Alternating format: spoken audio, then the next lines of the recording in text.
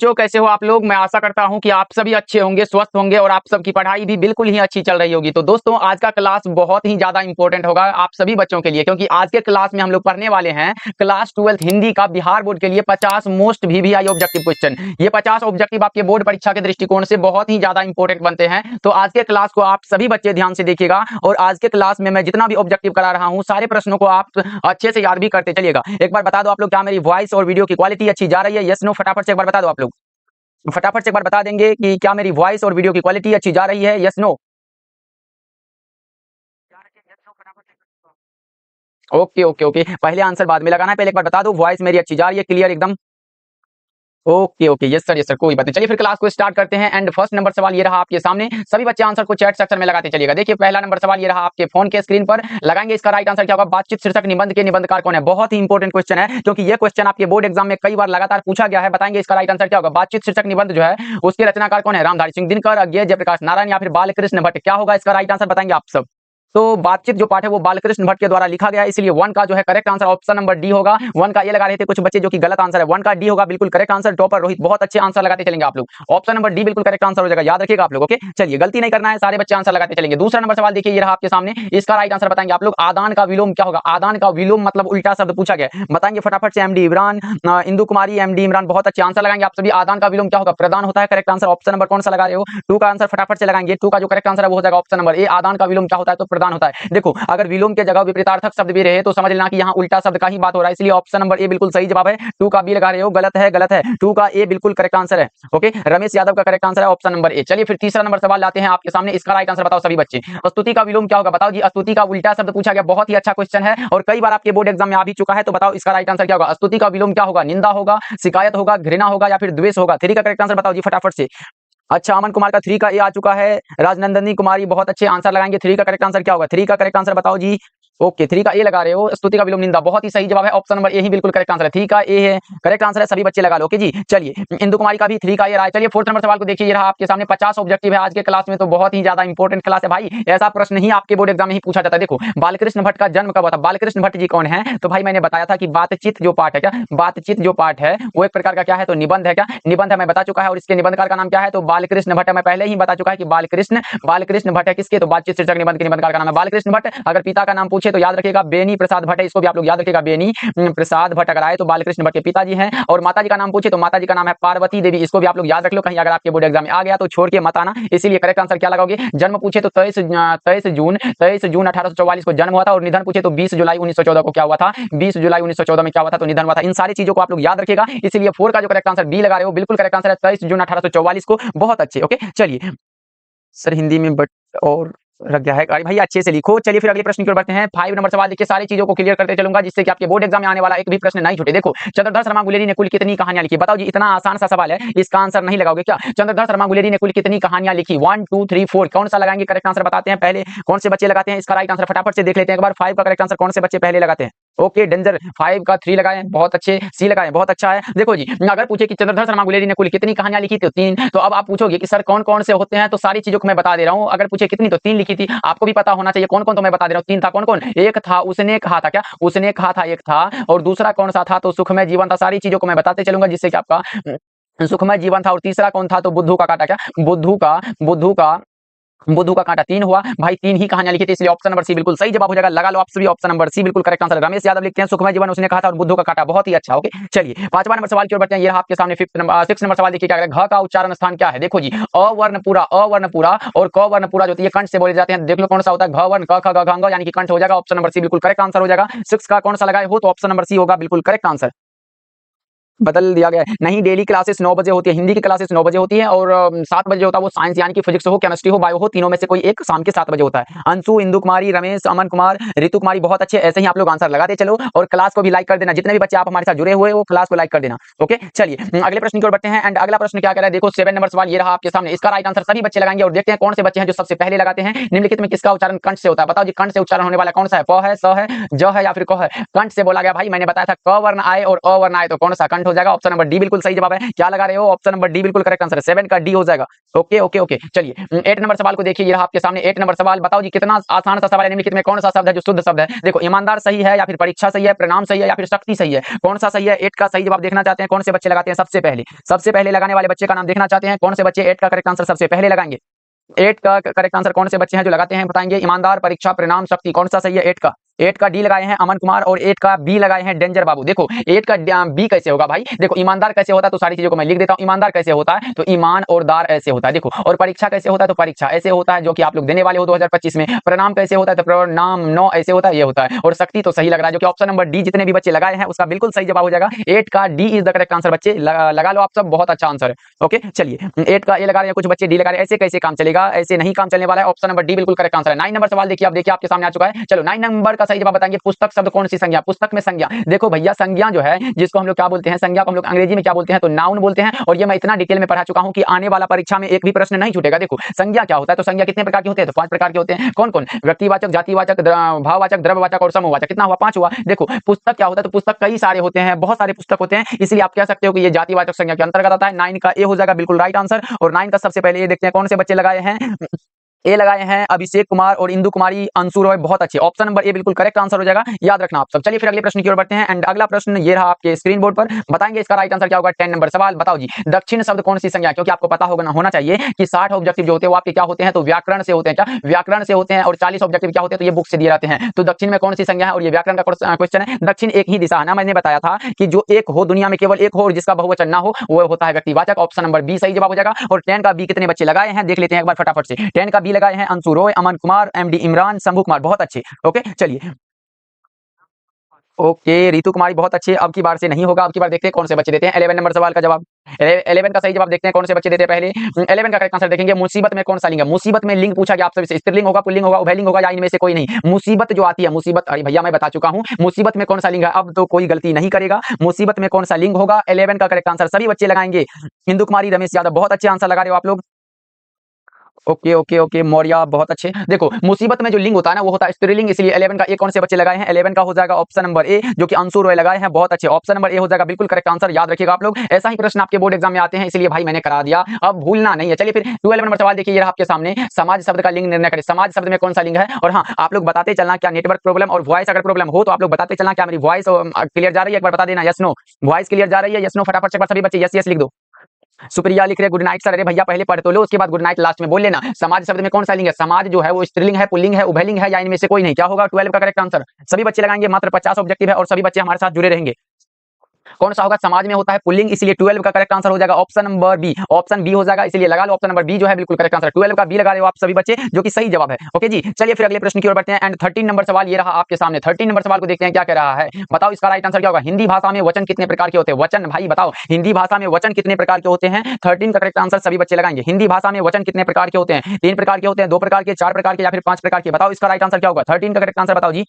13 का correct answer क्या होगा? हिंदी भाषा में वचन कितने प्रकार के होते हैं? तो हिंदी भाषा में अगर पूछे, संस्कृत में वैसे तो 3 होता है, लेकिन हिंदी में जो होता है वो ऑब्वियसली 2 होता है। ऑप्शन नंबर बी बिल्कुल करेक्ट आंसर है। अब पूछोगे सर कौन कौन होता है, तो एक होता है एक वचन, क्या एक वचन होता है, और दूसरा कौन सा होता है तो बहुवचन होता है। क्या बहुवचन होता है? कौन सा? एक वचन और बहुवचन। अब बहुवचन में क्या कहने का अर्थ क्या होता है भाई? जो बहु के द्वारा वचन कहा जाता है उसे हम लोग क्या बोलते हैं तो बहुवचन बोलते हैं। आपको पता होगा क्या, यही है क्या? बहुवचन ऐसा नहीं होता है भाई, बहुवचन वो होता है जो मतलब एक से अधिकों से हम लोग बहुवचन कहते हैं। 2 हो तो द्विवचन कहते हैं, लेकिन बहुत सारा हो तो उसे बहुवचन कहते हैं। याद रखिएगा आप लोग। कौन सा 13 का ऑप्शन नंबर क्या होगा तो बी हो जाएगा करेक्ट आंसर। चलिए फिर अगले प्रश्न की ओर बढ़ते हैं। एंड 14 नंबर सवाल देखिए, ये रहा आपके सामने 14 नंबर सवाल। कारक के कितने भेद होते हैं? बताओ जी, कारक के कितने भेद होते हैं? बचपन से पढ़ते आ रहे हो, कारक के कितने भेद होते हैं? तो कारक के जो भेद होते हैं वो होते हैं 8 भेद। ऑप्शन नंबर कौन सा होगा तो right answer option number B हो जाएगा। 14 का बी कौन से बच्चे लगाते हैं? अभी तक कोई बच्चे नहीं लगाए हैं, इसलिए आगे बढ़ जाते हैं। 14 का हो जाएगा option number B. Okay okay okay, B लगाए हैं अमन कुमार, बहुत अच्छे। चलिए फिर नेक्स्ट सवाल की ओर बढ़ते हैं। एंड 15 नंबर सवाल देखिए, सभी बच्चे के सामने आ चुका है 15 नंबर सवाल। वो का भी क्वेश्चन है, थोड़ा नीचे है। पहले हम लोग व्याकरण कर लेते हैं, जो आपके बोर्ड एग्जाम के लिए सबसे इंपॉर्टेंट होता है, वो होता है आपका व्याकरण, जिससे कि बहुत ही आसान भी होता है और समझने में भी कोई दिक्कत नहीं होता है, और एग्जाम में भी बहुत सारा प्रश्न पूछा जाता है। देखो वह जाएगा, क्या वह जाएगा, अब कब जाएगा नहीं जाएगा ये तो मालूम नहीं है, और किस काल का उदाहरण, तो भविष्य में कभी जाएगा, एकदम जाएगा ना। ऑप्शन नंबर डी लगा लो, भविष्य काल हो जाएगा। ऑप्शन डी बिल्कुल करेक्ट आंसर हो जाएगा। 15 का करेक्ट आंसर बताएंगे कौन सा राइट आंसर है। 15 का भी आप लोग बी लगा रहे हो क्या? बी कैसे होगा भाई, भूतकाल कैसे हो सकता है? 15 का जो करेक्ट आंसर है वो हो जाएगा ऑप्शन नंबर डी। डी लगा रहे हो 15 का सुप्रिया कुमारी, बहुत अच्छे आंसर लगाए हैं, डी ही करेक्ट आंसर है। तो भैया डी ही लगा लो ना, डी ही सही जवाब है। चलिए फिर 16 नंबर सवाल देखिए क्या कर रहा है आपके सामने आ चुका। उसने कहा था कहानी के लेखक कौन है। लो जी, बुक का क्वेश्चन का इंतजार था और आ चुका है। उसने कहा था कहानी के लेखक कौन है, लेखक का नाम पूछा गया। पहले तो यहाँ से एक चीज क्लियर होता है कि उसने कहा था क्या है, तो एक प्रकार का कहानी है और जिसके कहानीकार का नाम आपसे पूछा गया, तो 16 का करेक्ट आंसर सभी बच्चे लगाएंगे। फटाफट से देखते हैं कौन से बच्चे लगाते हैं 16 का सबसे पहले जवाब, क्योंकि सभी बच्चों का इंतजार था कि सर बुक का क्वेश्चन आना चाहिए। तो बताओ 16 करेक्ट आंसर क्या होगा। तो ऑप्शन नंबर ए कौन से बच्चे सबसे पहले लगाए हैं, तो डेंजर लगाए हैं, युवराज लगाए हैं, बहुत अच्छे, मेनाज खातून लगाए हैं, अमन कुमार लगाए हैं, अंशु रॉय, रितु कुमारी, इट्स बात। Okay okay okay, option number D लगा लो जी। अगर आप ऑप्शन ए लगा रहे हो तो हम कैसे बी की ओर जा सकते हैं। ऑप्शन नंबर ए जो है बिल्कुल राइट आंसर है, 16 का ए हो जाएगा बिल्कुल राइट आंसर, याद रखिएगा आप लोग। चलिए फिर अगला प्रश्न ये रहा आपके सामने। सभी बच्चे भाई डेली क्लास नहीं करते हो, मजा नहीं आता है क्या। इसमें एक बार बता दो कितने आर्ट्स के बच्चे हैं और साइंस के बच्चे हैं। एक बार अपना अपना स्ट्रीम लिख के बता दो। सभी बच्चे एक बार लिखेंगे अपना अपना स्ट्रीम, आर्ट्स से हो या फिर साइंस से हो। एक बार सभी बच्चे अपना स्ट्रीम लिख देंगे फटाफट से, स्ट्रीम लिखेंगे कौन से बच्चे किस स्ट्रीम से हैं। और 17 नंबर सवाल भी आपके सामने आ चुका है। बताओ पहले स्ट्रीम बता दो अपना लोग, पहले अपना स्ट्रीम बता दो सभी बच्चे, कौन से बच्चे हैं जो किस स्ट्रीम से हैं, एक बार बता देंगे सभी बच्चे। साउंड प्रॉब्लम है सर, साउंड प्रॉब्लम कैसे है।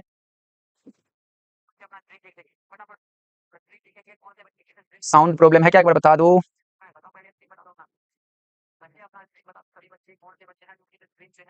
साइंस साइंस साइंस एकदम बहुत सारे बच्चे हैं जो साइंस से हैं, फिर भी यार बायोलॉजी का क्लास आप लोग नहीं करते हो, ये तो गलत बात है। एक बार देखो पहले शाम 7 बजे क्या होता है, तो साइंस का क्लास होता है, उसके बाद क्या होता है, तो हिंदी का क्लास हम लोग डेली करेंगे एकदम 9 बजे जो है, एकदम ये टाइम फिक्स हो चुका है कि हम लोग डेली हिंदी का 9 बजे करेंगे। कुमारी अंजलि जुड़ चुके हैं हमारे साथ, बहुत अच्छे। आर्ट्स के बच्चे एक दिखे हैं जिसका नाम है अमन कुमार जी, बहुत अच्छे। और उसके बाद सारे बच्चे क्या है, तो साइंस से ही है। उसके अलावा ओके ओके, आर्ट्स एक बच्चे और है नीतीश। ओके ओके, अब इसका आंसर लगाएंगे आप लोग कि आलस का विशेषण क्या होगा। 17 का करेक्ट आंसर आप बताओ, तो आलस का कौन सा होता है, तो आलसी हो जाएगा करेक्ट आंसर। ऑप्शन सी बिल्कुल करेक्ट आंसर है, लगा लो ऑप्शन नंबर सी जो है आपका करेक्ट आंसर हो जाएगा। ओके ओके ओके, अब देख लिए, अब आंसर लगाते चलेंगे आप लोग। साउंड प्रॉब्लम है क्या, एक बार बता दो। साउंड तो अच्छा जा रहा है, मुझे जहां तक लग रहा है कि साउंड अच्छा, क्वालिटी भी अच्छा है। आज क्लास के टाइम नहीं पता था, लेकिन अब 9 बजे पता कर लो कि 9 बजे का होता है। तो हिंदी का लाइव कितना बजे होगा, तो 9 बजे होगा। और 7 बजे कितना होगा, तो कौन सा होगा, तो साइंस में जो भी हो साइंस का क्लास यानी कि अपलोड कर दिया जाएगा। तो 17 का करेक्ट आंसर कौन से बच्चे लगाए हैं, 17 का करेक्ट आंसर आलसी, ऑप्शन नंबर सी बिल्कुल करेक्ट आंसर हो जाएगा। चलिए फिर अगले प्रश्न की ओर बढ़ते हैं। एंड 18 नंबर सवाल ये रहा आपके सामने। ये भी बुक का क्वेश्चन हो सकता है, नहीं लेकिन नहीं है। जाति का विशेषण क्या होगा। विशेषण से भी सवाल 3-4 ऑब्जेक्टिव पूछ दिए जाते हैं, तो जाति का विशेषण बताएंगे आप लोग। जाति का विशेषण क्या होगा, जाति का विशेषण क्या होना चाहिए, बता दो आप लोग। जाति का जो विशेषण होता है वो होता है जातीय, option number B right answer है। 18 का बी हो जाएगा बिल्कुल करेक्ट आंसर, लगा लो आप लोग। 18 का B is the correct answer. Clear है भैया, ओके ओके। चलिए फिर अगले प्रश्न की ओर बढ़े, यस नो फटाफट से। चलिए फिर 19 नंबर सवाल देखिए, ये रहा आपके सामने 19 नंबर सवाल। समाज का विशेषण क्या होगा। देखो जी, मेरा एनर्जी एकदम कम नहीं हो रहा है, लेकिन आप लोगों का आंसर लगाने में एनर्जी बहुत कम हो चुका है। ऐसे कैसे काम चलेगा सर जी, सुनिए। हाँ हाँ मोना, ओके बोलिए। ओके ओके, इसका राइट आंसर बताएंगे समाज का विशेषण क्या होगा। तो सामाजिक, कौन सा ऑप्शन में दिख रहा है आप लोगों को। 19 का करेक्ट आंसर बताएंगे आप लोग। समाज का विशेषण क्या होगा, समाज का विशेषण बताएंगे आप लोग। 19 का करेक्ट आंसर, समाज का जो विशेषण होता है वो हमारा होता है सामाजिक। ऑप्शन नंबर कौन सा होगा बता दो आप लोग। तो ऑप्शन बी बिल्कुल करेक्ट आंसर है, क्योंकि यहाँ सामाजिक है और यहाँ सामाजिक है, ये गलत हो जाएगा, ये भी गलत है और ये भी गलत है। कौन सा, तो ऑप्शन नंबर बी जो है बिल्कुल करेक्ट आंसर हो जाएगा, याद रखिएगा आप लोग। ओके चलिए अगले प्रश्न की ओर बढ़ते हैं। और अगला प्रश्न देखिए 20 नंबर सवाल, ये रहा आपके सामने, ये रहा आपके सामने। इसका राइट आंसर बताओ जी। निम्नलिखित में कौन सी रचना रघुवीर सहाय की है। रघुवीर सहाय की कौन सी रचना है बताओ। अधिनायक, हारजीत, छक्का या फिर पुत्र वियोग, कौन से हैं। 20 का करेक्ट आंसर बताएंगे आप लोग। 20 का करेक्ट आंसर सभी बच्चे बताएंगे। शाम के कल से 9 बजे हिंदी की क्लासेस होगी, सभी बच्चे ज्वाइन करेंगे। आज जितने भी बच्चे हैं कल भी ज्वाइन करेंगे। और 34 स्टूडेंट है और अभी तक क्लास में लाइक सिर्फ 16 है। भाई ऐसे कैसे काम चलेगा। जितने भी बच्चे हो एक बार क्लास को लाइक कर दो भाई, तब पढ़ाने में बहुत मजा आएगा। एक बार सभी बच्चे जो है एक बार दिखा दो जलवा, एक बार क्लास को सभी बच्चे लाइक करेंगे। 34 स्टूडेंट ज्वाइन है और 34 लाइक्स भी होने चाहिए। चलिए फिर फटाफट से बता देंगे इसका राइट आंसर।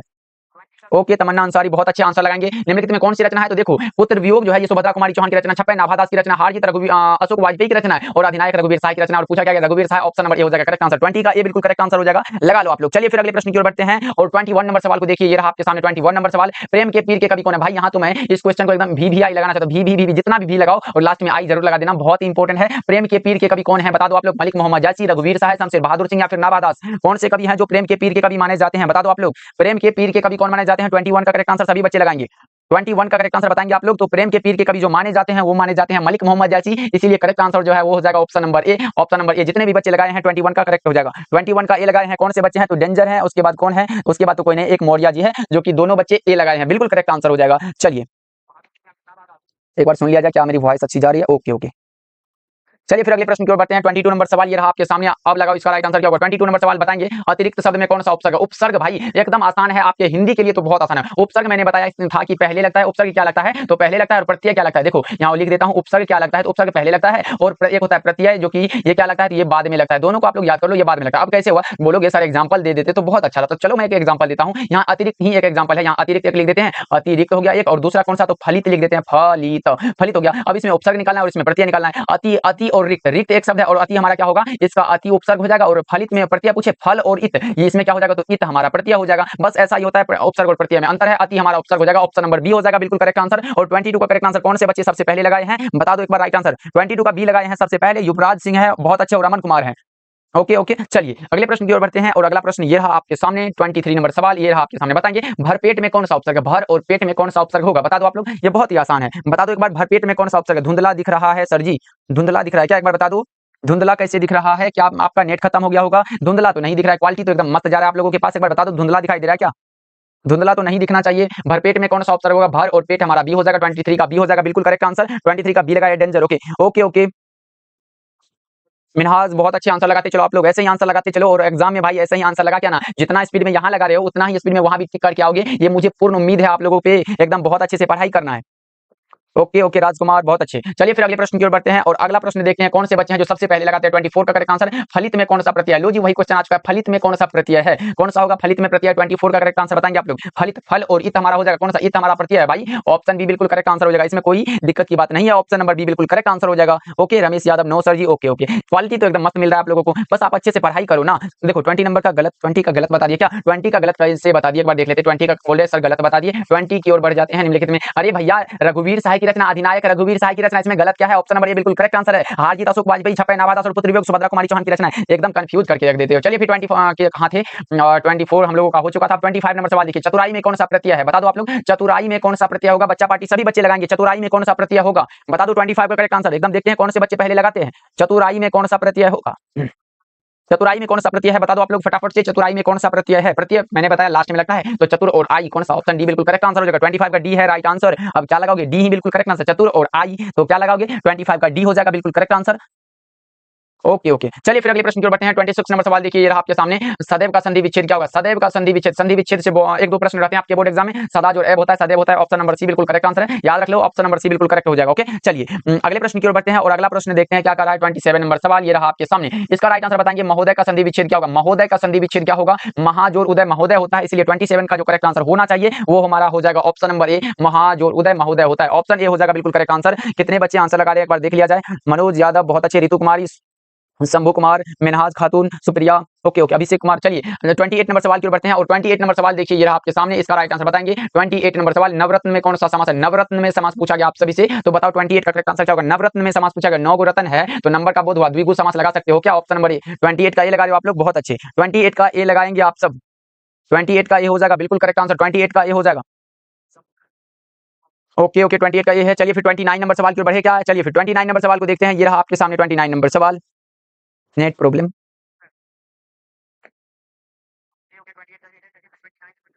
चलिए फिर 29 नंबर सवाल को देखते हैं। ये रहा आपके सामने 29 नंबर सवाल। यथासंभव में कौन सा समास है। यथासंभव में समास कौन सा होगा, बता दो आप लोग। मैंने बताया था अगर यथा से शुरू हो, क्या यथा से यहाँ थोड़ा ये हो गया तो यहाँ मिटा दो। और अगर मैंने बताया था यथा से शुरू हो, और क्या हो तो प्रति से शुरू हो, और क्या हो तो बे से शुरू हो, भर से शुरू हो, और आ से शुरू हो कभी कभी, तो ये सारे के सारे अब यही भाव समास हो जाते हैं। इसलिए ऑप्शन नंबर सी बिल्कुल करेक्ट आंसर है। बच्चा पार्टी ऑप्शन सी लगा रहे हो 29 का, बिल्कुल करेक्ट हो जाएगा। याद रखिएगा आप लोग, बहुत इंपॉर्टेंट है। अमन कुमार, अभिषेक कुमार, अजीत कुमार बहुत अच्छे आंसर लगा रहे हो, ऐसे ही आंसर लगाते चलो, लास्ट तक देखते हैं किसकी एनर्जी जो है बरकरार रहती है। चलिए फिर 30 नंबर सवाल को देखिए। ये आपके सामने 30 नंबर सवाल। कमल नयन में कौन सा समास है। देखो जी, कमल नयन कहने का अर्थ होता है कमल के समान नयन। देखो ये तुलना करने वाला अगर बात जहां भी आए, तुलना करने वाला बात अगर आए तो समझ लेना ये क्या होता है, तो कर्मधारय समास होता है। जैसे कि कमल नयन, कमल के समान नयन हो, तो क्या होगा। 30 का करेक्ट आंसर बच्चा पार्टी क्या लगा रहे हो, option number A. Okay okay, कर्मधारय करेक्ट आंसर है, ऑप्शन ए बिल्कुल सही जवाब हो जाएगा। याद रखिएगा आप लोग। ओके चलिए 30 का कौन से बच्चे हैं जो सबसे पहले लगाए हैं, एक बार देख लिया जाए।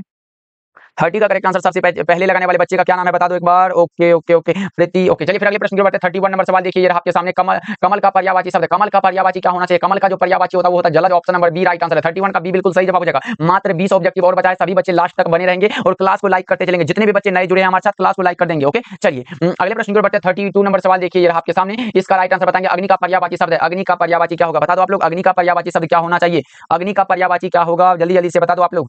अग्नि का पर्यायवाची क्या होगा। अग्नि का पर्यायवाची क्या होगा, बता दो आप लोग फटाफट से।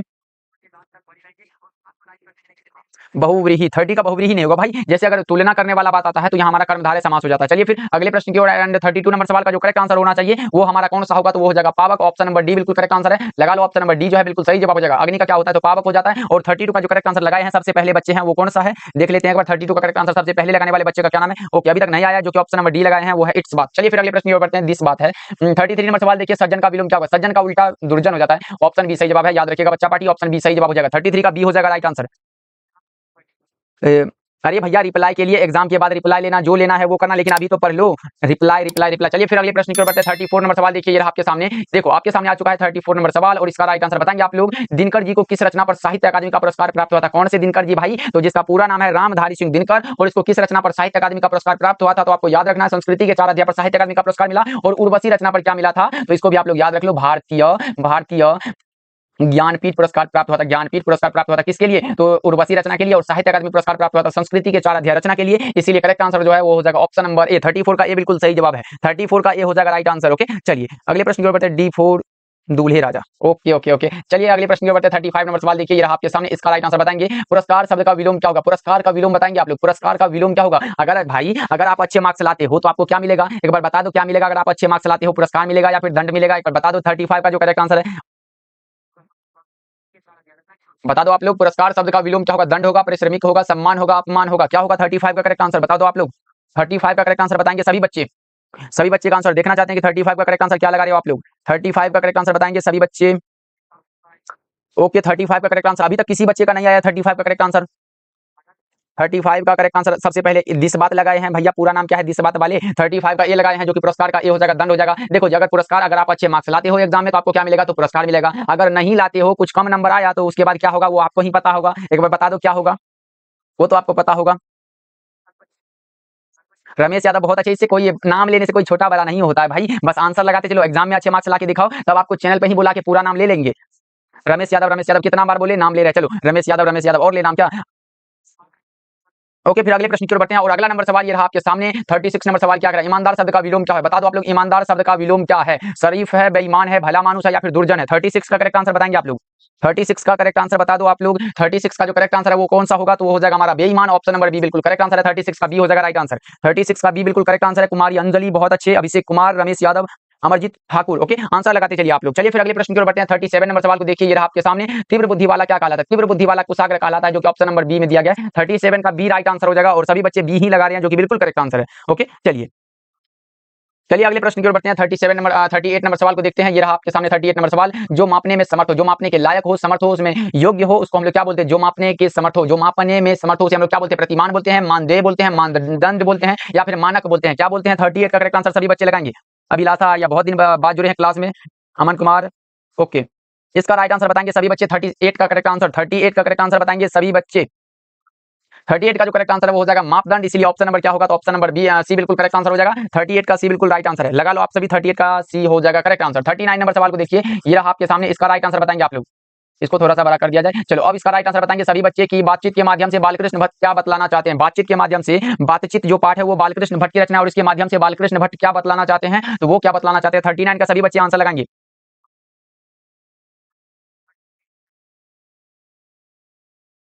तो बातचीत के माध्यम से बालकृष्ण भट्ट बातचीत की शैली बतलाना चाहते हैं। Option number A will be correct answer. Option number ए सही जवाब हो जाएगा। ओके 40 नंबर सवाल देखिए, मात्र 10 ऑब्जेक्टिव और बचा है, सभी बच्चे आंसर को लगाते चलिए। जयप्रकाश नारायण को भारत रत्न की उपाधि कब दी गई थी। देखो जयप्रकाश नारायण जो है वो संपूर्ण क्रांति के रचनाकार है। यहाँ लिख दे रहा हूँ, संपूर्ण क्रांति जो रचना है, संपूर्ण क्रांति जो रचना है, जिसके रचनाकार का नाम क्या है, तो जयप्रकाश नारायण है।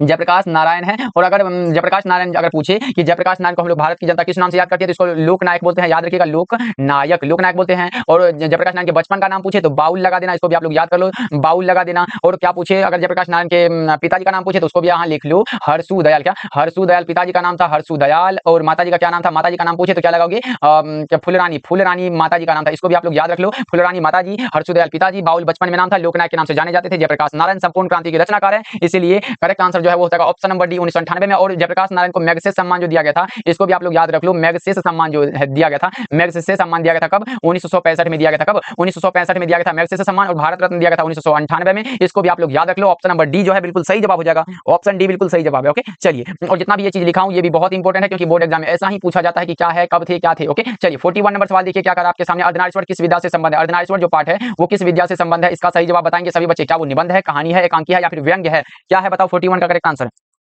प्रभावती। हाँ, प्रभावती जयप्रकाश नारायण की पत्नी का नाम था, इसको भी आप लोग याद रख लेना। एक बच्चे लगाए हैं कि प्रभावती देवी, तो इसको भी आप लोग याद रख लो, प्रभावती देवी जो थी वो पत्नी थी। ओके,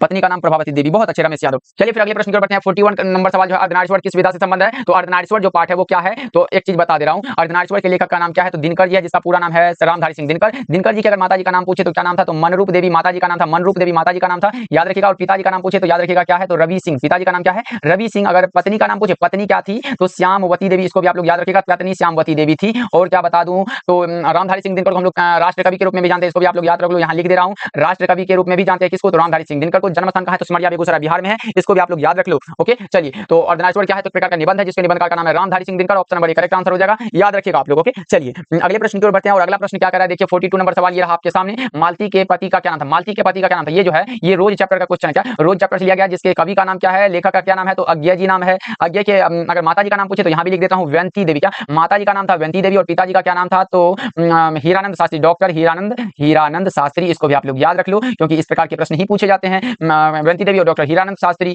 तो मालती के पति का क्या नाम था? तो महेश्वर है, जो कि अगर पूछे महेश्वर क्या थे तो डॉक्टर थे, इसको भी आप लोग याद रख लो।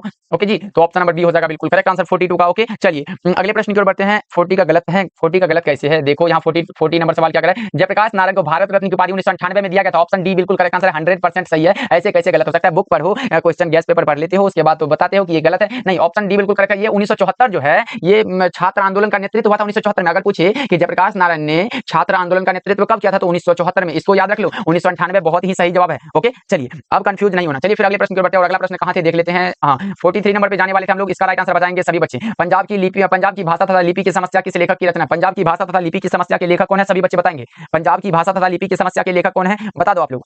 पंजाब की भाषा तथा लिपि की समस्या के लेखक कौन है? तो वो है Bhagat Singh. Option number correct answer है। एक लेख और एक पत्र जो है, एक लेख और एक पत्र जो चैप्टर है वो क्या है? तो भगत सिंह के द्वारा लिखा गया एक ऐतिहासिक पत्र है, याद रखिएगा आप लोग। पिताजी का नाम था सरदार किशन सिंह, इसको भी आप लोग याद रखिएगा। और माताजी का क्या नाम था? तो इसको भी लिख दे रहा हूं, विद्यावती माताजी का नाम था, इसको भी आप लोग याद रख लो। और ऑप्शन नंबर ए लगा लो, बिल्कुल करेक्ट आंसर हो जाएगा। चलिए फिर अगले प्रश्न की ओर बढ़ते हैं। और अगला नंबर सवाल क्या कह रहा है, 44 नंबर सवाल देखिए, ये रहा आपके सामने, ऊपर काहे भाग रहा है। देखो, बहुजन संप्रेषण के माध्यम पुस्तक किसने लिखी है? बताओ जी। और ये 2020 के बोर्ड एग्जाम में आया हुआ है कि बहुजन संप्रेषण के माध्यम जो पुस्तक है वो किसके द्वारा लिखा गया? जयप्रकाश नारायण, जगदीश चंद्र माथुर, मलिया या फिर मोहन राकेश, किसके द्वारा लिखा गया? बता दो आप लोग।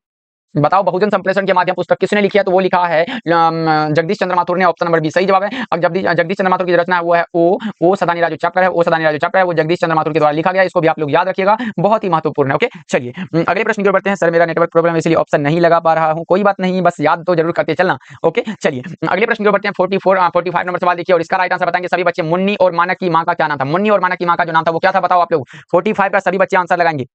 45 का सही जवाब बताओ सभी बच्चे। 45 का कृष्णा, कृष्णी, बिस्नी, विमली कौन थी? बताओ आप लोग। मुन्नी और मानक की मां का जो नाम था वो क्या था? तो बिस्नी था, इसको आप लोग याद रखिएगा। कौन सा ऑप्शन में दिया गया? बिस्नी। ऑप्शन नंबर सी बिल्कुल सही जवाब हो जाएगा, याद रखिएगा आप लोग। ओके, 45 का सी बिल्कुल सही जवाब हो जाएगा।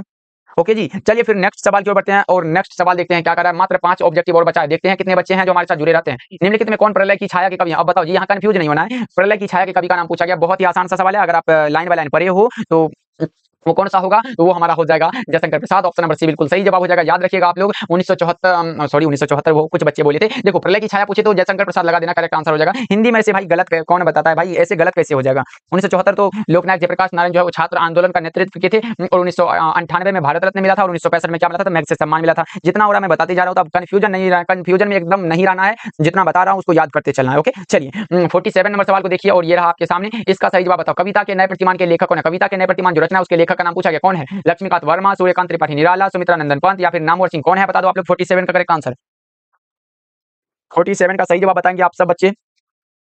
निम्नलिखित में कौन प्रलय की छाया के कवि हैं? तो वो हमारे हो जाते कौन? प्रलय की नहीं, कविता के नए प्रतिमान जो रचना है, बता दे रहा हूं, ये नामवर सिंह की रचना। और कविता के नए प्रतिमान रचना पर ये नामवर सिंह को 1971 में क्या मिला था? तो साहित्य अकादमी का पुरस्कार मिला था। क्या मिला था? तो यहाँ थोड़ा मिटा दिया जाए। देखो, नामवर सिंह को क्या मिला था? तो साहित्य अकादमी का पुरस्कार मिला था, यहाँ लिख दिया जाए साहित्य साहित्य अकादमी का पुरस्कार मिला था, साहित्य अकादमी पुरस्कार मिला था किसको? तो नामवर सिंह को। किस रचना के लिए? तो कविता के नए प्रतिमान रचना के लिए। कब मिला था? तो 1971 में। याद रख लो आप सब। ओके, चलिए फिर नेक्स्ट सवाल को बढ़ते हैं और 48 नंबर सवाल देखिए। ये रहा आपके सामने। जूठन क्या है? जूठन जो चैप्टर है वो क्या है? कहानी है, उपन्यास है, रिपोर्टाज है या फिर आत्मकथा है? तो जूठन जो है एक प्रकार का आत्मकथा है। ऑप्शन नंबर डी बिल्कुल सही जवाब है। 48 का डी जो है आपका सही ऑप्शन है, लगा लो आप सब। ओके, चलिए अगले प्रश्न की ओर बढ़ते हैं। बहुत अच्छे, नीरज कुमार, युवराज सिंह, सुप्रिया, रितु, बहुत अच्छे। ओके, चलिए फिर अगले प्रश्न की ओर बढ़ते हैं। अगला प्रश्न क्या कह रहा है? 49 नंबर सवाल देखिए, ये रहा आपके सामने। मलयज का जन्म कब हुआ था? आप बताओ, आप सब मलयज का जो जन्म हुआ था वो कब हुआ था? बताएंगे सभी बच्चे कि मलयज का जन्म कब हुआ था? 1935 में, 1942 में, 1944 में या फिर 1936 में? कब हुआ था मलयज जी का जन्म? बताएंगे। मलयज का जो जन्म हुआ था वो हुआ था 1935 में। Option number A correct answer है। अब हंसते हुए मेरा अकेलापन जो चैप्टर है, हंसते हुए मेरा अकेलापन जो चैप्टर है वो क्या है? एक प्रकार का क्या है? तो डायरी है। इसको भी आप लोग याद रखिएगा, डायरी है। और ये रचना किसकी है? तो मलयज जी की रचना है। Option number Malayaj. अब लगा लो according to option, option number A correct answer है। 35 का ए जो 49 का ए बिल्कुल करेक्ट आंसर है। 1935 में क्या हुआ था? तो मलयज जी का जन्म हुआ था। 49 का ए हो जाएगा राइट आंसर। ओके, चलिए 49 का ए राइट आंसर है। तनु वर्मा, बहुत अच्छे। अभिषेक कुमार, आंसर लगाते चलिए। चलिए फिर 50 नंबर सवाल देखिए, ये रहा आपके सामने। बताओ इसका राइट आंसर क्या होगा? और आज के क्लास का लास्ट सवाल है। सूरदास की कौन सी रचना है? सूरदास की कौन सी रचना है? बता दो आप लोग, सूरदास की कौन सी रचना है? सूरदास की निम्नलिखित में कौन सी रचना है? सूरसागर। ओके ओके, सूरसागर लगा रहे बच्चे, तो मैं कैसे गलत कर सकता हूं? ऑप्शन नंबर ए बिल्कुल सही जवाब है। 50 का जो करेक्ट आंसर है वो हो जाएगा ऑप्शन नंबर ए। तो अब आप जो है एक बार बता दो कि आज का क्लास आपको कैसा लगा? सभी बच्चे एक बार बता देंगे आज का क्लास आपको कैसा लगा, जरूर बताना। अगर आपको पीडीएफ चाहिए इसका तो क्या करना है कि भाई मैं जो है कोई चार्ज नहीं लेता हूं, सभी बच्चे से एक भी चार्ज नहीं लेना चाहता हूं। सब सर आपका पुराना स्टूडेंट, हाँ जानते हैं अभिलाष आर्य, बहुत अच्छे। ऐसे ही आप लोग मेहनत करो और अच्छे मार्क्स लाओ पढ़ के। ओके, चलिए देखिए आप एक बात बताना चाहते हैं, अगर आपको इसका पीडीएफ चाहिए तो बहुत सारे क्या होते हैं कि भाई इस नंबर पे कॉल कर लेना, अब कुछ पैसे पे करोगे तभी पीडीएफ मिलेगा। लेकिन यहाँ ऐसा कुछ नहीं होता है, बिल्कुल फ्री जो है इसका पीडीएफ आपको दे दिया जाता है। एक भी कहीं पर भी पे करने की जरूरत नहीं है।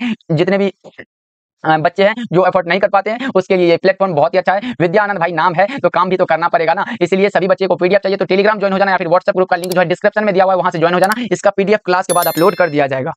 ओके जी, क्लास के बाद इसका पीडीएफ आप लोगों को मिल जाएगा।